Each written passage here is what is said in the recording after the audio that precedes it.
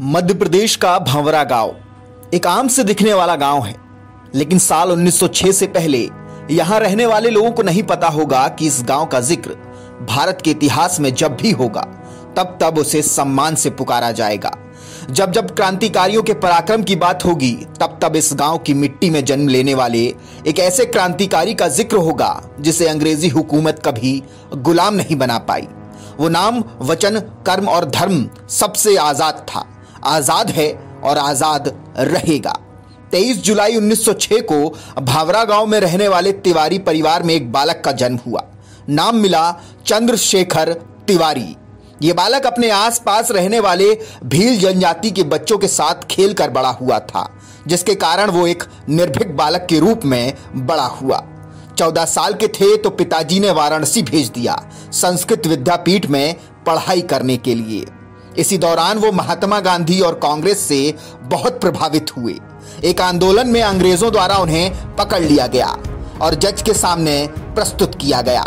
जज ने पूछा, नाम क्या है तुम्हारा? चंद्रशेखर ने अकड़ के जवाब दिया, आजाद। जज ने पूछा, पिता का नाम क्या है? फिर जवाब आया, स्वतंत्रता। जज तिलमिला गया, झल्ला के पूछा, कहाँ रहते हो? पता क्या है? उन्होंने जज की तिलमिलाहट में घी डालते हुए कहा, जेल मेरा घर है।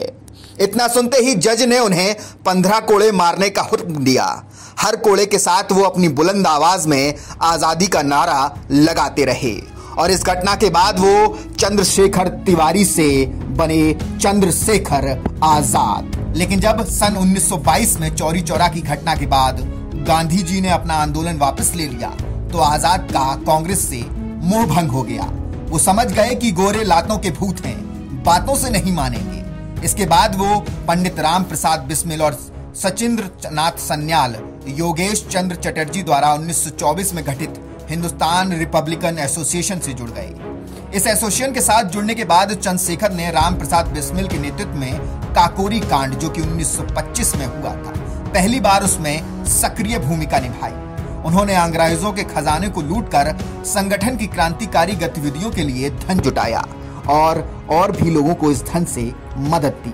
चंद्रशेखर आजाद का मानना था कि यह धन भारतीयों का है जिसे अंग्रेजों ने लूटा था, बस उन्होंने उसे वापस ले लिया है।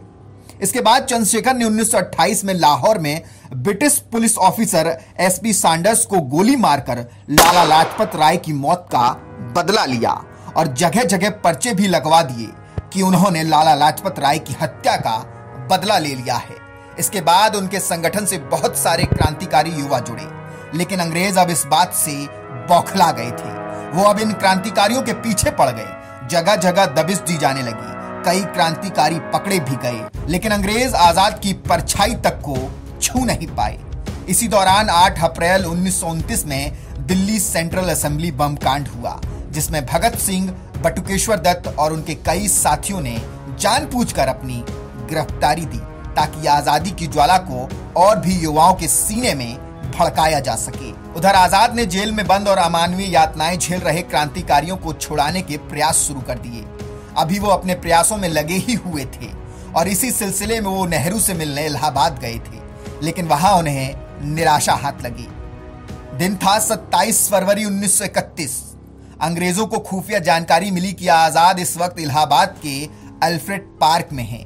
सैकड़ों की संख्या में आई पुलिस ने उन्हें चारों तरफ से घेर लिया। आजाद ने देखा कि वो घिर चुके हैं तो वो वहां से भागे नहीं, उन्होंने पुलिस वालों पर फायर खोल दिया। पुलिस और आजाद के बीच लगभग 20 मिनट तक गोलीबारी हुई। आजाद इस दौरान जख्मी भी हुए, लेकिन उनका हौसला अभी भी बुलंद था। उनके पास अब सिर्फ एक गोली बची थी। उन्होंने अपनी प्रतिज्ञा को स्मरण किया कि वो कभी किसी अंग्रेज के हाथों न पकड़े जाएंगे न मारे जाएंगे। वो आजाद थे और आजाद ही रहेंगे। इसके बाद उन्होंने खुद को गोली मार ली और भारत मां की गोद में हमेशा हमेशा के लिए वो चीर निंद्रा में सो गए। काफी देर तक अंग्रेज उनके पास दहशत के मारे नहीं आए। भारत के इस महान क्रांतिकारी ने अपने बलिदान से देश में आजादी की ऐसी अलग जगाई कि अंग्रेजों की जड़ें हिल गईं।